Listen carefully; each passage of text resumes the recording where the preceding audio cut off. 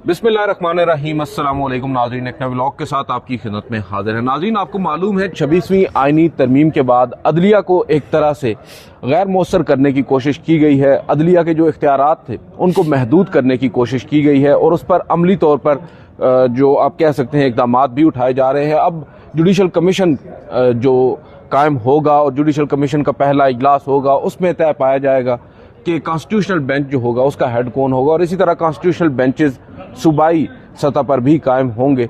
अब ये मामला काफ़ी पेचीदा होता जा रहा है। आज ही एक ऑर्डर आया है सिंध हाई कोर्ट की जानिब से। सिंध हाई कोर्ट के चीफ जस्टिस और एक और फाजिल जज, उन्होंने एक ऑर्डर पास किया है जिसमें कॉन्स्टिट्यूशनल बेंच के अगेंस्ट एक एप्लीकेशन के ऊपर, एक पिटीशन के ऊपर नोटिस जारी कर दिए गए हैं अटॉर्नी जनरल और दीगर फ्रीकैन को। ये नोटिस इस आप कह सकते हैं कि माहौल में जारी होना ये बहुत बड़ी खबर इस वजह से है कि कहा यही जा रहा था कि अब ये तमाम तर मामलात कॉन्स्टिट्यूशनल बेंचेस ही सुनेंगे, चाहे वो 26वीं आईनी तरमीम के खिलाफ दरख्वास्तें हो, सुप्रीम कोर्ट ऑफ पाकिस्तान हो या हाई कोर्ट्स हो, वो इसको टेक अप नहीं कर सकते। मगर सिंध हाई कोर्ट की जानिब से ये ऑर्डर आना, बहुत से लोग अब काफ़ी हद तक पुरुम्मीद हैं कि शायद जो 26वीं आईनी तरमीम है इसके ऊपर अदालतों में बहस व मुबाहिसा होगा। मती भाई, पहले तो आपका बहुत बहुत शुक्रिया। हमें थोड़ा सा ये समझाइएगा कि 26वीं आईनी तरमीम पास हो गई, उस आईनी तरमीम में ये कहा गया है कि जो कॉन्स्टिट्यूशनल मैटर्स होंगे वो अब कॉन्स्टिट्यूशनल बेंचेस सुनेंगे और वो constitutional benches judicial commission of Pakistan ने तश्कील देना है, जो अभी तक खुद तश्कील नहीं पाया। दूसरी जानिब ये भी वाज़ेह है कि ये जो 26वीं आईनी तरमीम है इसके अगेंस्ट दरख्वास्तें भी अब इवेंचुअली उसी कॉन्स्टिट्यूशनल बेंच के सामने जाएंगी। तो फिर अचानक से कैसे हाई कोर्ट ने उस पिटीशन पर समाअत भी कर दी और नोटिस भी जारी कर दिए? देखिए, बड़ी ही इंटरेस्टिंग ये बात है। और सिंध हाई कोर्ट के चीफ जस्टिस मोहम्मद शफीउद्दीन साहब जो हैं, उनके साथ एक मुअज़्ज़ज़ जज भी थे, जस्टिस सवार। तो उन्होंने ये हुक्म जारी किया है कि गो के 26वीं आईनी तरमीम में आईनी मामलात जो हैं आईनी बेंचों के सामने जाते हैं, मगर क्योंकि अभी तक जो सूबाई असम्बली है उसने 26वीं आईनी तरमीम के ऐन मुताबिक कोई करारदाद मंजूर नहीं की आईनी बेंचों की तश्कील के लिए, तो इसलिए जो हाई कोर्ट्स हैं वो अपने पुराने सिस्टम के मुताबिक चलेंगी। और ये 26वीं आईनी तरमीम में लिख दिया गया था कि जब तक सूबाई असम्बलियाँ करारदाद मंजूर नहीं करेंगी तब तक जो हाई कोर्ट्स हैं वहाँ पे आईनी बेंच नहीं बनेंगे और मामलात पहले की तरह चलते रहेंगे। इसके बरअक्स जो सुप्रीम कोर्ट का मामला है, यहाँ पे भी 26वीं आईनी तरमीम को चैलेंज किया गया था, मगर यहाँ पे ये हुआ है कि जुडिशल कमीशन जो है उसके हवाले से आईनी तरमीम में कह दिया गया है कि अब जो है, क्योंकि आईनी तरमीम फौरी तौर पर मौसर होती है विद इमीडिएट इफेक्ट, तो जुडिशल कमीशन का अभी तक इजलास नहीं हुआ, आईनी बेंच भी नहीं बने। तो अब सवाल ये पैदा हो रहा है कि अगर एक हाई कोर्ट जो है वो वहाँ पे भी आईनी बेंच नहीं बने तो वो पुराने तरीक़ाकार के मुताबिक रिट दरख्वास्तों की समाअत कर रही हैं, तो फिर सुप्रीम कोर्ट में भी तो आईनी बेंच नहीं बने, तो सुप्रीम कोर्ट में ये समाअत क्यों नहीं हो सकती? बिल्कुल। और फिर जैसे मंसूर अली शाह और सुप्रीम कोर्ट के दीगर जजों ने जो आईनी मामलात पे मुकदमात सुनना छोड़ दिए हैं या उन मामलात को रेफ़र कर दिया है, तो क्या सुप्रीम कोर्ट जो है किसी ऐसे बेंच की तरफ किसी भी केस को रेफ़र कर सकती है कि जिस बेंच का अभी वजूद ही ना हुआ हो और जो बेंच अभी बना ही ना हो? अब ये भी वो सवाल हैं जो सुप्रीम कोर्ट को भी इस पर देखना चाहिए। तो सिंध हाई कोर्ट ने बहरहाल एक मैं समझता हूँ इनिशिएटिव लिया है चीफ जस्टिस ने, और रिट दरख्वास्तों के ऊपर पहली बार एक बाकायदा नोटिस जारी किया है अटॉर्नी जनरल को भी, फ्रीकैन को भी। और उस नोटिस के, उस ऑर्डर के ऊपर जो कल दिन को बल्कि जो जारी हुआ है, उसमें दरख्वास्त गुजारों के बड़े अहम आईनी नुकात को भी हाईलाइट किया गया है। और उस ऑर्डर में वाज़ेह तौर पे नज़र आ रहा है कि जो दरख्वास्त गुजारों ने ये दलील दी थी अपनी दरख्वास्तों में कि 26वीं आईनी तरमीम के ज़रिए जो मौजूदा हुकूमत है उसने पार्लियामेंट के अंदर अपनी जो अक्सरियत है, 2/3 की जो अक्सरियत है, उसको मिसयूज़ किया है अदलिया की आज़ादी में मुदाखलत करने के लिए, जबकि आइन के अंदर जो अदलिया की आज़ादी है वो एक बुनियादी इंसानी हक है। और सुप्रीम कोर्ट ये पहले कई बार फैसले दे चुकी है कि कोई भी आइनी तरमीम जो है वो बुनियादी इंसानी हकूक़ के बरखिलाफ़ नहीं की जा सकती।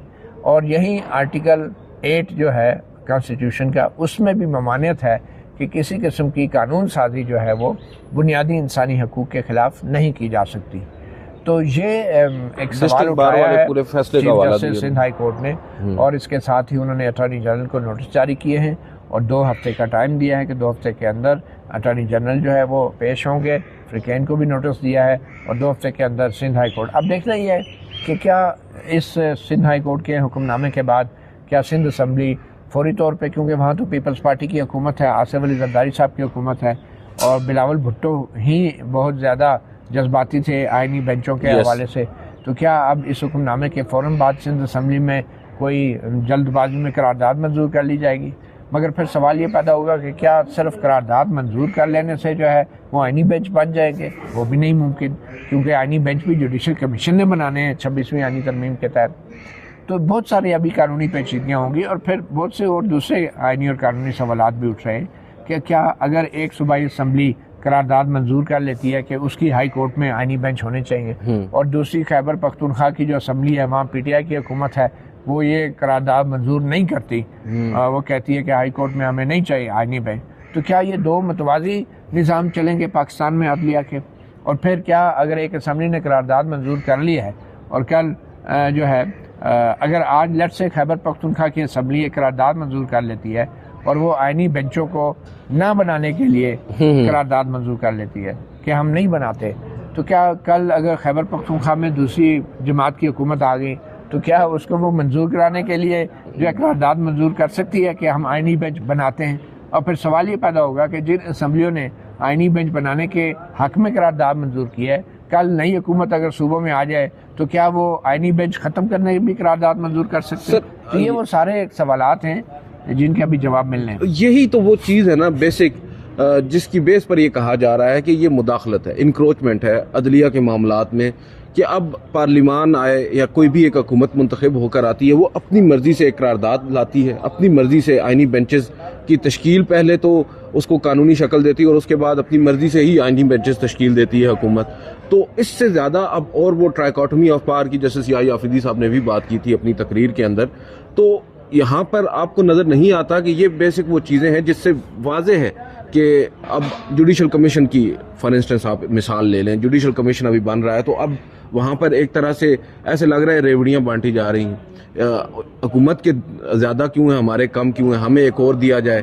बिलावल भुट्टो जरदारी साहब मैं पहली दफ़ा देख रहा हूँ पार्टी के चेयरमैन है, वो भी जुडिशल कमीशन के मेंबर बन रहे हैं। शौकीन बचपन की कोई ख्वाहिश है जैसे पता नहीं, कायद आज़म ने शायद उनको पता होता कि मेरे जो 1931 वाला जो इंडिया था उसके अंदर जो उन्होंने वफाकी अदालत मांगी थी कि इस चीज़ को जो है वो 2024 में जुडिशल कमीशन बना के पूरा किया जाएगा, वो शायद अपना बयान ज़िंदगी में वापस ले लेते। बिल्कुल ऐसे। और बिलावल भुट्टो तो इतने जज्बाती हुए हैं कि मेरे नाना भी चाहते थे आइनी अदालत, लेकिन नाना चाहते थे लेकिन कई बार पीपल पार्टी की हुकूमत आई, आइनी अदालत नहीं बनी और अब सो मच हो कि वो खुद ही बेंच में आ गए, एक चेयरमैन पीपल्स पार्टी का जिसने मुस्तकबिल में शायद वज़ीर आज़म भी बनना है शायद, तो वो भी इतना शौकीन है कि मैं बैठ के बताऊंगा कि कौन सा आइनी बेंच होना चाहिए, कौन से जजेस होने चाहिए, कौन से मुकदमात लगने चाहिए। और ख़ास तौर पे जब खुद सिंध हुकूमत के ख़िलाफ़ रिट दरख्वास्तें दायर होती है दर्जनों के हिसाब से, और फिर सुप्रीम कोर्ट में वफाकी हुकूमत और उनके ख़िलाफ़ भी रिट दरख्वास्तें दायर होती है, तो अफ्रीकन खुद तय करेंगे कि हमारे ख़िलाफ़ जो दरख्वास्तें आई हैं, रिट दरख्वास्तें, आइनी दरख्वास्तें, उनको कौन से जजेस सुनेंगे। तो बिलावल भुट्टो की जुडिशल कमीशन में मौजूदगी जो है इस कमीशन को और भी ज़्यादा मशकूक बना देती है और अदलिया का पूरा निज़ाम जो है वो तलपट होता नज़र आ रहा है कि अब सियासतदान और फिर आपस में लड़ रहे हैं। आज कह रहे हैं कि जुडिशल कमीशन में हमारे नुमाइंदे कम हैं, आपके ज़्यादा है, कल कहेंगे जी सुप्रीम कोर्ट में हमारे जजेस कम हैं, आपके ज़्यादा हैं, मतलब ये कहाँ पे जाके बात रुकेगी। तो ये मैं समझता हूँ कि जुडिशल कमीशन का जो पहला इजलास होगा बड़ा अहम है और उसमें बहुत सारे ऐसे सवालात के जवाब हुकूमत को देने होंगे और ये ऐसा मौका भी आ सकता है कि इन सियासतदानों का आपस में गठजोड़ देखने के बाद हो सकता है सुप्रीम कोर्ट के जो 4 जजेस हैं वो कहेंगे ठीक है जी अगला इजलास जुडिशल कमीशन का वो शहबाज शरीफ के दफ्तर में बुला लें आप, हमारी क्या ज़रूरत है, वैसे भी आपने लिख दिया है कि अगर कोई हम में से ना भी हुआ तो आप लोग अक्सरियत से फैसला कर लेंगे, तो फिर सुप्रीम कोर्ट में इजलास करने की क्या ज़रूरत है। मैं भी मसरूफ़ हूँ, जजेस भी मसरूफ़ हैं, आप शहबाज शरीफ के दफ्तर में जाके इजलास करके हमें बता दीजिएगा कि आपका केस कौन सा जज सुनेगा और कितने जज सुनेंगे। अब यहाँ पर ये बात आपने बड़ी दुरुस्त कही है, लेकिन जस्टिस सियाही आफरीदी साहब के ऊपर भी तो ये भारी जिम्मेदारी आन पड़ी है। वो चीफ जस्टिस बने हैं, उनकी अपनी अपॉइंटमेंट है वो भी इसी 26वीं आईनी तरमीम के नतीजे में मुमकिन हुई है। तो अब वो इस पूरी सूरत हाल में क्या कर सकते हैं, पहले तो हमें ये बताइएगा, और दूसरा उनके पास ऑप्शंस, अव्वल तो ये मालूम होना चाहिए ना कि वो चीफ जस्टिस हैं, बज़ाहिर चीफ जस्टिस ऑफ पाकिस्तान है, मगर इस वक्त बेइख्तियार हैं, चाहे वो बेंचेस की तश्कील हो, कॉन्स्टिट्यूशनल बेंचेस, या इवन अपॉइंटमेंट्स हो। यहाँ पर अब उन्हें क्या करना चाहिए as chief justice of Pakistan? अभी तक जो इक़दाम उन्होंने उठाए हैं इंतजामी सतह पर वो तो काफ़ी हौसलामंद हैं, बहुत से लोग उनकी तारीफ भी कर रहे हैं, जैसे जजेस साहिबान हैं, जस्टिस मंसूर, जस्टिस मुनीब, उनका ऑनर उन्होंने बहाल करने की कोशिश की है जो टार्निश किया था साबिक चीफ जस्टिस ने। मगर दूसरी जानिब मेन जो उनके सामने गोल है वो तो अदलिया है सर। अदलिया को उन्होंने प्रोटेक्ट करना है, अदलिया की आज़ादी जो इस वक्त मुतासिर है उसको उन्होंने बचाना है। वो कैसे बचा पाएंगे? इस जुडिशल कमीशन की मीटिंग में लेट से कॉन्स्टिट्यूशनल बेंचेस तश्कील पा जाते हैं, भले जस्टिस याहिया अफरीदी या जस्टिस मंसूर, जस्टिस मुनीब अकलियत में चले जाते हैं, बेंचेस तश्कील पा जाते हैं, तो उसके बाद फिर इनके पास क्या इख्तियार रह जाएगा? देखिए, बेंचेस तो ऑब्वियसली तश्कील पाएंगे, और जो चीफ जस्टिस के पास ऐसा चीफ जस्टिस कोई ऐसा इख्तियार नहीं है कि वो एक आइनी तरमीम जो बेशक मतनाज़ है उसको वो रद्द कर सकें, डिफाई कर सकें, मगर आइन के अंदर भी अभी भी उनके पास काफ़ी इख्तियार हैं। सबसे पहला चैलेंज तो इस वक्त चीफ जस्टिस याहिया अफरीदी के लिए ये होना चाहिए कि जुडिशल कमीशन के अंदर जो सुप्रीम कोर्ट के जजेस हैं उनको मुत्तहद रखें। अगर सुप्रीम कोर्ट वाकई अपनी आज़ादी, अपनी खुद मुख्तारी का अपने हल्फ के मुताबिक दिफा करना चाहती है तो जुडिशल कमीशन के पहले इजलास में हमें पता चल जाएगा कि ये 4 जजेस कितने मुत्तहद हैं। ठीक है, अगर ये जजेस मुत्तहद हो गए तो फिर हुकूमत अपनी अददी अक्सरियत होने के बावजूद भी अदील साहब वो बेंचेस नहीं बना सकेगी अपनी मर्ज़ी के। क्योंकि देखें, ये बेंचेस जजों के बनने हैं सुप्रीम कोर्ट में, और अगर सुप्रीम कोर्ट के जजेस जो हैं, लेट्स से कि हुकूमत कहती है कि हम जो है जस्टिस अमीनुद्दीन खान को जो है वो आइनी बेंच का सरबराह बनाते हैं, उनके बाद नीचे वाले जजों को आइनी बेंच में लेंगे, तो अगर वो चारों जजेस जो हैं अमीनुद्दीन खान समेत वो ये कह दें कि भाई नहीं, ये तो हम इस पर एग्री नहीं कर रहे, तो आप जिसको लगाना चाहे लगा लें, फिर हम अपनी कोई राय नहीं देते। अब आइन में ये तो नहीं लिखा कि जुडिशल कमीशन के जो जजेस अरकान हैं उन्होंने हर हाल में राय देनी। अब आप मुझे बताएं कि अगर ये चारों सुप्रीम कोर्ट के जजेस बशमूल चीफ जस्टिस ये एब्सटेन करते हैं किसी भी किस्म के आइनी बेंच की फॉर्मेशन में, अपनी कोई राय नहीं देते, तो ये क्या दुनिया को तासर जाएगा कि अटॉर्नी जनरल, लॉ मिनिस्टर और सियासतदानों ने बैठ के बेंच बना लिए और सुप्रीम कोर्ट के जजेस कहते हैं हम बात ही नहीं करते, वो खामोश है, तो ये क्या तासर जाएगा? क्रेडिबिलिटी खत्म हो जाती है। क्रेडिबिलिटी आइनी तरमीम की भी और इस हुकूमत की भी और अदलिया की भी, पूरे निज़ाम की क्रेडिबिलिटी का बेड़ा गर्क हो जाएगा। तो बट ये बड़ा अहम यूनिटी है। हाँ, अगर जस्टिस अमीनुद्दीन खान 3 जजेस का साथ देते हैं। एग्जैक्टली। अब मुझे नहीं लगता कि जस्टिस अमीनुद्दीन खान किस मुंह से जाके सरकार के जो है वो सपोर्ट करेंगे सरकारी अफसरान को। अपने साथी ब्रदर जजेस जो हैं वो अगर एक बात कर रहे हैं तो जस्टिस अमीनुद्दीन कैसे जाके अटॉर्नी जनरल, लॉ मिनिस्टर के साथ बैठ जाएंगे? ये कैसे मुमकिन है? और अगर वो ऐसा करेंगे तो ऑब्वियसली इट मीन्स कि वो छुरा घोंपेंगे। ऐसा किया है ना माजी में। अब ये आप माजी करीब में देख लें, जुडिशल कमीशन का ये इजलास था जब अपॉइंटमेंट्स हो रही थी, जस्टिस काजी फायजी और जस्टिस अमीनुद्दीन खान ने साइड किया था with government. Justice Mansoor, justice Yahya, justice Munib. मैं आपको एक और बात बताऊं, अगर जस्टिस अमीनुद्दीन खान साहब ने बहुत ज़्यादा कुछ अपनी सुप्रीम कोर्ट से बगावत करने की कोशिश की ना, तो उनके ऊपर बड़ा सीरियस किस्म का सू मोटो जुडिशल काउंसिल में भी लिया जा सकता है, क्योंकि उन्होंने जस्टिस नईम अख्तर अफगान के साथ मिलकर जो एक जजमेंट दिए हैं और उसमें उन्होंने इंस्टिगेट किया है रियासती इदारों को कि सुप्रीम कोर्ट के अहकाम पे अमल ना करें, वो एक बड़ा सीरियस मिसकंडक्ट है। बट जजमेंट्स के ऊपर तो कहा जाता है कि नहीं होगा। देखिए, जजमेंट की बात नहीं है, जजमेंट मिसकंडक्ट क्या है?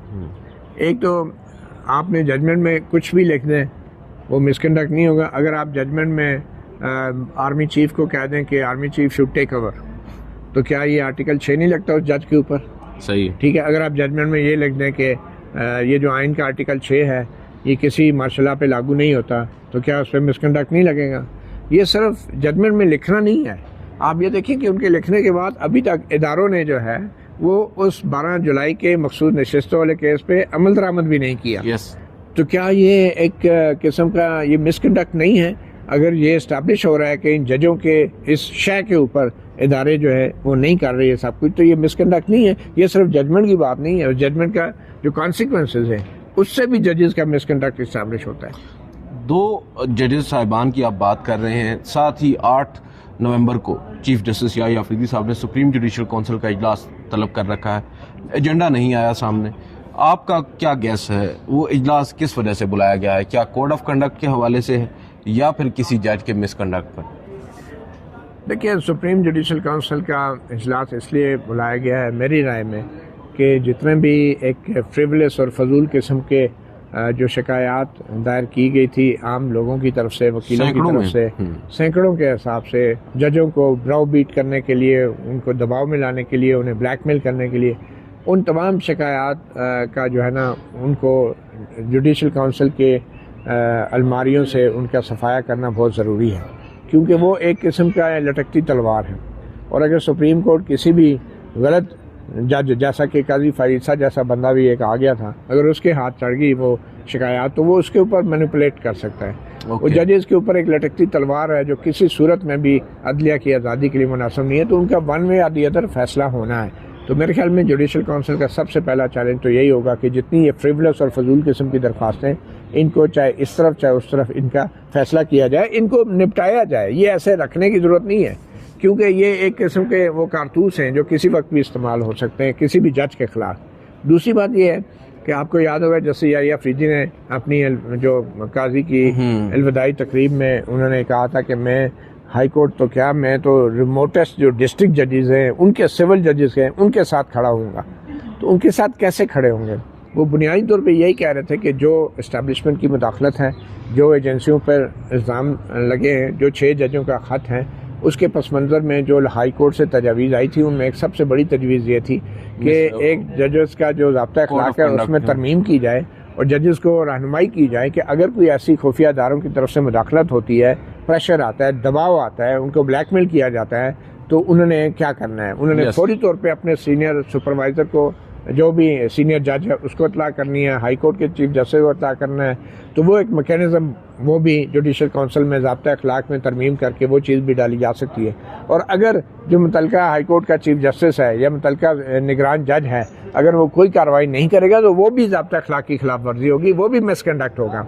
और मेरे ख्याल में यही इस्लामाबाद हाई कोर्ट के 6 जजों ने अपने ख़त में लिखा था कि उन्होंने चीफ जस्टिस आमिर फारूक को बर वक्त बताया था कि उनके साथ ये हो रहा है, और चीफ जस्टिस आमिर फारूक ने बज़ाहिर कुछ नहीं किया सिवाय इसके कि उन्होंने कहा मेरी गल हो गई है, मैंने बात कर ली है डीजीसी या किसी फौजी अफसर से। मतलब इससे ज़्यादा घिनौना और मैं समझता हूँ इससे ज़्यादा बड़ा मिसकंडक्ट क्या हो सकता है? सर, अगर आप उस खत की बात कर रहे हैं, मेरा अपना गेस वर्क यही है कि जस्टिस याहिया अफरीदी साहब कोड ऑफ कंडक्ट के हवाले से वो जो खत था उसको टेकअप करेंगे, मगर उसमें एक और चीज़ बड़ी इंपॉर्टेंट है। अभी आपने जस्टिस आमिर फारूक साहब का नाम लिया, इनडायरेक्टली ही सही, बट वो एक रेफरेंस भी है जस्टिस आमिर फारूक साहब। बिल्कुल है, बिल्कुल। रेफरेंस क्या? देखें, ये रेफरेंस नहीं है, ये एक इंफॉर्मेशन है जो सुप्रीम जुडिशल काउंसिल के सामने आई है, कंप्लेंट सुप्रीम जुडिशल काउंसिल को एड्रेस की गई थी, और उस इंफॉर्मेशन के ऊपर सुप्रीम जुडिशल काउंसिल सो मोटो जो है वो जस्टिस आमिर फारूक के खिलाफ कार्रवाई कर सकती हैं। मेंबर भी हैं, और फिर ये भी मैं आपको बता दूं, मेंबर है तो फिर नेक्स्ट आ जाएगा ना जो भी जज होगा। और ये भी मैं आपको बता दूं कि ये जो फुल कोर्ट के सामने ये पेंडिंग है ना मैटर 6 जजों के खत का, हो सकता है अगर ये सुप्रीम जुडिशल काउंसिल को टेकअप कर ले जस्टिस आमिर फारूक के खिलाफ, तो फिर वो फुल कोर्ट का मामला जो है वो पीछे जा सकता है, लेकिन उसका फैसला फिर फुल कोर्ट ही करेगी जब बैठेगी। तो बहरहाल ये एक अल्टरनेटिव मैं समझता हूँ। एक हालांकि फुल कोर्ट ने कोई ऐसा हुक्म जारी नहीं किया कि जुडिशल काउंसिल नहीं कर सकती, तो मेरे ख्याल में वो एक पैरेलल चीज़ चल सकती है, और वहाँ पे जितनी भी इंफॉर्मेशन जुडिशल काउंसिल के सामने आएगी, बाद में एज अ फुल कोर्ट ये तमाम जजेस बैठ के वो इंफॉर्मेशन जुडिशल काउंसिल से मंगवा के रख के किसी भी किस्म का फैसला दे सकते हैं। But in the mean time जो ज़ाब्ता अखलाक है उसको अकॉर्डिंगली जो है अमेंड भी किया जा सकता है। लास्टली एक चीज़ जो मैं समझना चाह रहा था, हम कॉन्स्टिट्यूशनल बेंचेस की बात कर रहे हैं। कॉन्स्टिट्यूशनल बेंच ऑब्वियसली उन्हीं जजेस पर मुश्तमिल होगा जो कॉन्स्टिट्यूशन को समझते हैं, जिनका खासा है कॉन्स्टिट्यूशनल। तो मैं इसी वजह से इसी तरफ ये सवाल लेकर आ रहा था कि हुकूमत की साइड से ये अंदाजे लगाए जा रहे हैं, ये दावे किए जा रहे हैं कि जस्टिस अमीनुद्दीन खान होंगे, फ़लाँ होंगे, फ़लाँ होंगे। मगर क्या आपको लगता है कि हुकूमत इस कदर डेस्परेट है कि वो एक ऐसे जज को जिसकी कॉन्स्टिट्यूशन लॉ के ऊपर कोई ग्रिप नहीं है, सिविल लॉ का एक जज है या फौजदारी का जज है, उसको कॉन्स्टिट्यूशनल बेंच का सरबराह या मेंबर बनाएगी? ये मुझे समझा दें। और इस वक्त आपकी नज़र में कौन से कॉन्स्टिट्यूशनल जजेस सुप्रीम कोर्ट ऑफ पाकिस्तान में मौजूद हैं? देखें, अभी तक तो जितने सुप्रीम कोर्ट के फैसले आए हैं उनमें बहुत से जजेस जो हैं, आप भी उनकी जजमेंट्स पढ़ते रहे हैं, आप भी क्लियर होंगे कि कौन से जजेस इस काबिल हैं कि वो आइन की तशरीह कर सकते हैं और अपने फैसले खुद लिखते हैं। तो ये बाकी तो आपको पता है, फिर कुछ हमारे दोस्तों ने कुछ जजों को दस्तखती जज भी करार दिया था। तो ऐसे दस्तखती जजों को अगर आप आइनी बेंच में बैठाएंगे क्योंकि वो हामलेस हैं, बेज़रर हैं, तो फिर आइन की तशरीह कौन करेगा? और फिर या तो वही तशरीह होगी जो उनको लिख के दी जाएगी। yes. और ये बड़ी ही एक, मैं समझता हूँ, एक डायलेमा है हुकूमत के लिए कि एक तरफ उन्होंने आइनी बेंच पे ऐसे जजों को बैठाना है जिन्होंने आइनी तशरीह करनी है, और फिर जो आइन की तशरीह है आपको पता है वो ज़रूरी नहीं है कि हुकूमत के हक़ में हो, तो फिर वो ऐसे जजों को भी नहीं लाना चाहते कि वो ऐसी तशरीह करें जो हुकूमत के ख़िलाफ़ चली जाए या हुकूमत ही गिरा दे। तो अब ये एक डायलेमा है हुकूमत के लिए। तो मेरे ख्याल में ये इंटेंशंस तो यहाँ से नज़र आ जाती है। ये जो आइनी बेंचेस हैं आदिल, ये फ़िरौन के महल में ना एक मूसा का एक किंडरगार्टन खोलने वाली बात है। अब ये जितना भी अपनी मर्ज़ी के जज लगा लें, ये आइनी बेंच ही अल्टीमेटली जब आइन की दुरुस्त तशरीह करने पे आएंगे तो फिर हुकूमत के हाथ से ये जजेस भी निकल सकते हैं। लेकिन अब मुझे बताएं, अगर एक जज ऐसे हैं सुप्रीम कोर्ट में, अगर उनको आइनी बेंच का सरबराह लगा दिया जाए तो ये वो जज हैं जो अपने फैसलों में लिखते हैं कि जो सरकार के इदारे हैं वो पाबंद नहीं है सुप्रीम कोर्ट के गैर आइनी फैसलों के। ये नहीं, ये इख्तियार वो सरकार के इदारों को दे रहे हैं वो मौसूल जज कि आप बताएंगे कि हमारे फैसले आइन के मुताबिक हैं या नहीं। तो ऐसा जज अगर आइनी बेंच का सरबराह होगा तो फिर अल्लाह ही हाफिज़ है। बिल्कुल, अल्लाह ही हाफिज़ है, यही चीज़ समझना चाह रहे थे। बहरहाल बहुत बहुत शुक्रिया मतीउर जान साहब। नाज़रीन, आपने सुना, देखते हैं अब आइंदा आने वाले दिनों में मज़ीद क्या होता है। अब तमाम तर नज़रें मरकूज़ हैं जुडिशल कमीशन पर, उस जुडिशल कमीशन के पहले इजलास में क्या होगा और सुप्रीम कोर्ट ऑफ पाकिस्तान अब कैसे रिएक्ट करेगा। ये भी आपको बताता चलूँ कि अभी कुछ ज़राए से पता चला कि शायद अगले हफ्ते जो है वो जुडिशल कमीशन का भी इजलास बुला लिया जाएगा। ये बहुत इंपॉर्टेंट न्यूज़ है कि अब जुडिशल कमीशन का इजलास अगर नेक्स्ट वीक आता है तो सिंध हाई कोर्ट ने जो 2 हफ्तों के लिए समाअत मौखर की है उससे कबल ही कॉन्स्टिट्यूशनल बेंचेस नहीं, लेकिन फिर सिंध असेंबली में करारदाद भी वो तो, मंजूर होना, लेकिन वो भी सर नेक्स्ट वीक में हो सकता है। नेक्स्ट वीक में हो सकता है। चलें, बहुत बहुत शुक्रिया नाज़रीन, आपसे अगली वीडियो मुलाकात करेंगे। इजाज़त दीजिए, अल्लाह हाफ़िज़।